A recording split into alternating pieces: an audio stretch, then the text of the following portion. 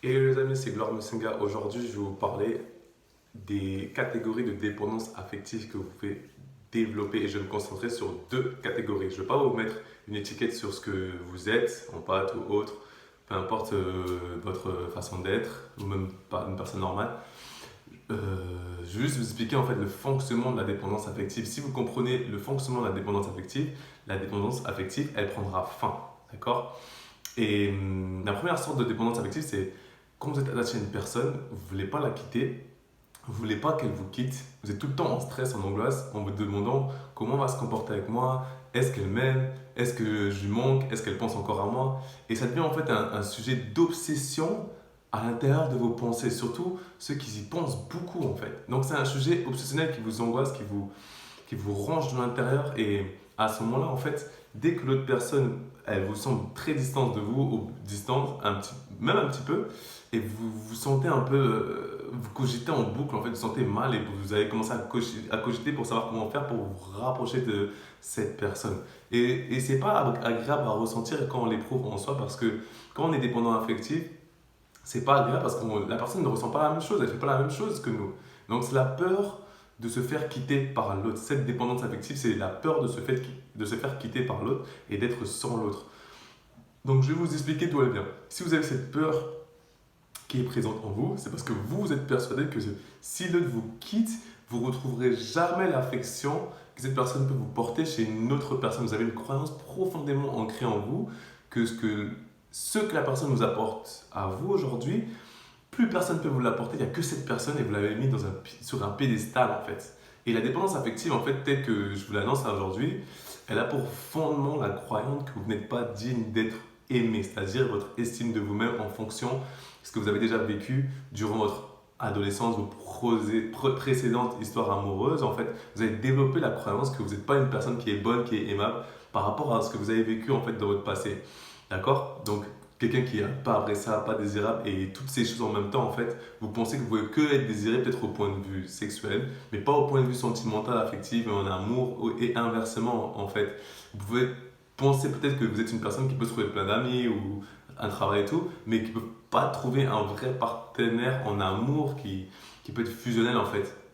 Et donc, parfois, quand vous rencontrez juste une personne qui semble vous manifester de l'intérêt, de l'amour, vous ne voulez plus la lâcher. Et vous avez peur que cette personne s'éloigne de vous parce que vous êtes persuadé que vous n'êtes pas aimable, vous n'êtes pas assez pour trouver une personne peut-être qui vous convient vraiment. Et donc, vous vous accrochez à cette personne-là, en fait.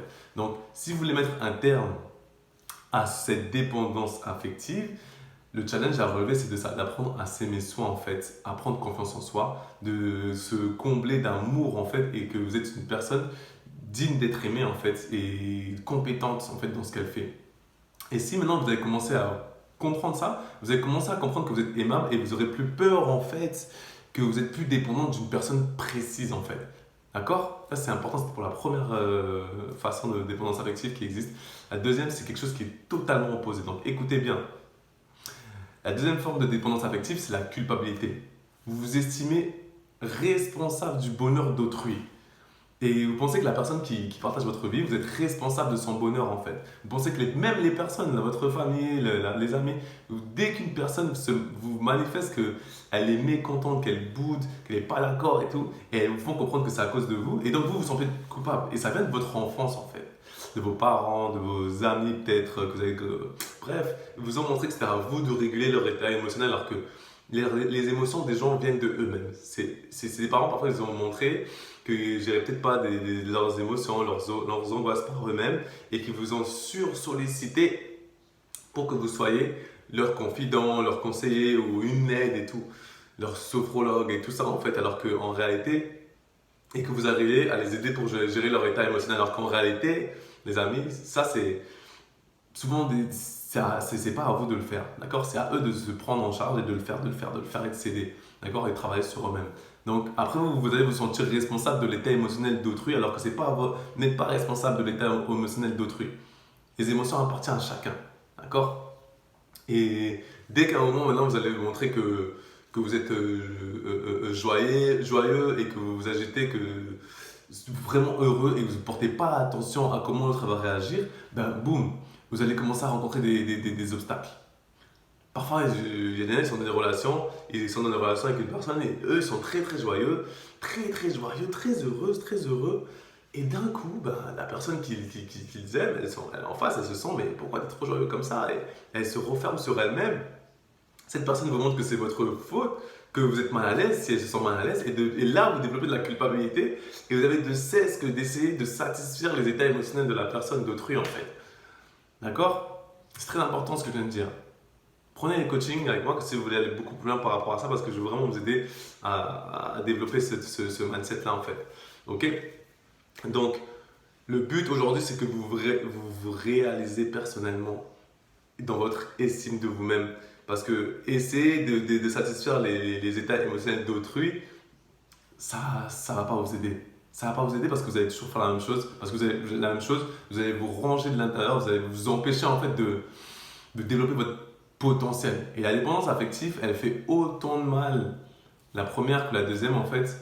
Vous pouvez même avoir les deux types de dépendance affective. Vous pouvez être attaché à une personne, avoir peur de perdre une personne et cette peur qui vous range, je vais perdre cette personne, je vais perdre cette personne, je ne veux pas la perdre. Bref, et après en fait aussi l'autre qui est la culpabilité qui vous empêche d'être spontané, qui vous empêche d'être vraiment vous-même parce que vous allez culpabiliser vos émotions des autres. Donc, ce que vous allez essayer de faire, c'est de prendre note de vos émotions. D'accord?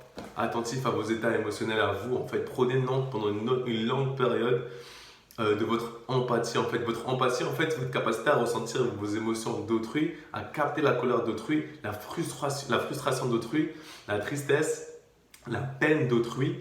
Ben ça, en fait, ça peut vraiment accaparer toute votre attention et vous êtes tellement branché sur le état émotionnel d'autrui que vous ne remarquez même pas ce qui se passe en vous.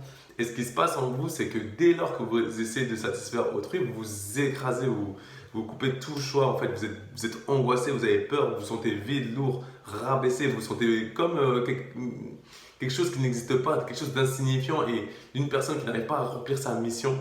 Et voilà, c'est pas bon de ressentir ça dans ce monde alors qu'il y a beaucoup de choses à faire de joie en fait, d'avoir une joie dans son cœur et faire plein de choses. D'accord? Je veux plus que vous vous sentez comme des merdes qui n'arrivent pas à remplir leur mission de vie et leur mission même d'être dans un couple en fait ou d'être même célibataire.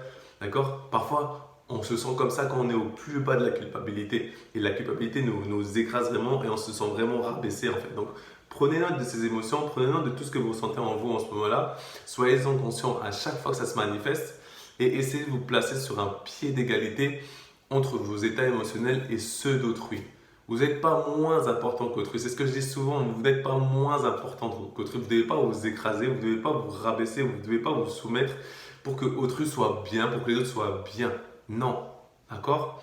Et si c'est le cas, ben, la relation que vous vivez avec cette personne, elle ne veut pas d'être continuée, elle ne vous fait pas du bien à vous-même, elle ne fait pas du bien à l'autre non plus parce que l'autre est aussi dépendant de vous et dépendant du fait que de vos réactions pour se sentir bien.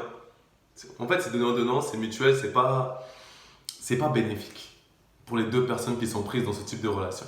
D'accord? Donc, voilà, moi j'essaie juste aujourd'hui de donner beaucoup d'amour aux gens par rapport à ça parce que c'est des choses que j'ai comprises, que j'ai fait beaucoup de travail sur ça en fait. J'ai fait beaucoup d'erreurs aussi dans mes relations. Aujourd'hui, maintenant, je sais comment faire, peu importe la situation qui m'arrive. Et voilà, ça va vous aider. Prenez les coachings. Si vous voulez transcender tout ça en coaching, j'accompagne les gens tous les jours à se défaire de tout ça.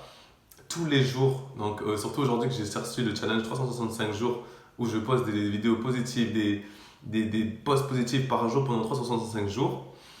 Voilà, et c'est important en fait que je vous suive, peut-être parfois en suivi de coaching, à distance, par Zoom, par Skype, même en présence, ceux qui n'ont pas aujourd'hui, avec ce qui se passe, le confinement, justement d'utiliser ce confinement, de voir les choses d'une autre manière et de passer encore plus à l'action. De toute façon, je l'avais annoncé, hein, les gens, je vous avais annoncé ce qui se passerait par rapport à tout ça. Et aujourd'hui, on en est là, mais on peut toujours continuer et passer à l'action. D'accord? Juste trouver des manières de le faire. Le reste, vous savez comment c'est moi, c'est que du bruit, c'est que des excuses. D'accord? On passe à l'action massive, les amis. C'était Glore Musenga. Bisous. Prenez soin de vous. Donnez-vous de l'amour. La paix sur vous.